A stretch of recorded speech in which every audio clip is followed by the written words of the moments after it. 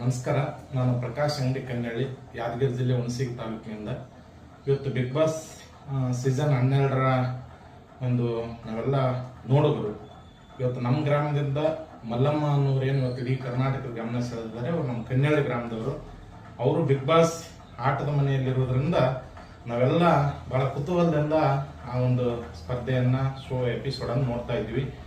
ನಿನ್ನೆ ದಿನ ಇಮಿಡಿಯೇಟ್ಲಿ ಆಗಿ ಅವನು ಬಿಗ್ ಬಾಸ್ ಮನೆ ಬಂದಾಗಿರೋದು, ಅದಕ್ಕೆ ಏನು ಇಲ್ಲಿಗಲ್ ಸಮಸ್ಯೆ ಇದೆಯೋ, ತಾಂತ್ರಿಕ ಕಾರಣ ಇದೆಯೋ ಅದು ನಮ್ಗೆ ಗೊತ್ತಿಲ್ಲ. ಬಹುತೇಕ ಆ ನೋಡುಗರಿಗೆ ಒಂದು ರೀತಿಯ ಕ್ಯೂರಿಯಾಸಿಟಿ ಏನಿತ್ತು ಅದು ಕಡಿಮೆ ಆಗೋದಕ್ಕಿಂತ ಮೊದಲೇ ದಯವಿಟ್ಟು ಆ ತಾಂತ್ರಿಕ ಸಮಸ್ಯೆಗಳನ್ನು ನಿವಾರಿಸಿಕೊಂಡು ಬಿಗ್ ಬಾಸನ್ನು ಪುನಃ ಪ್ರಾರಂಭಿಸಬೇಕು ಅಂತೇಳಿ ನಾವು ಒತ್ತಾಯ ಮಾಡ್ತೇವೆ.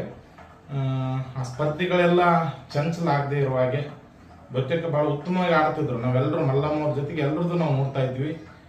ಇವತ್ತು ಆ ಸ್ಪರ್ಧಿಗಳು ಏನು ನೋಡಿದ್ರಿದ್ದಾರೆ, ಅವ್ರಿಗೆ ಯಾವುದೇ ರೀತಿಯ ಆ ಕುತೂಹಲ ಭಾಳ ವೇಟ್ ಮಾಡದೆ ಅದನ್ನು ಪ್ರಾರಂಭಿಸಬೇಕು ಅನ್ನೋಂಥದ್ದು ನಮ್ಮ ಒತ್ತಾಯ ಆಗಿದೆ.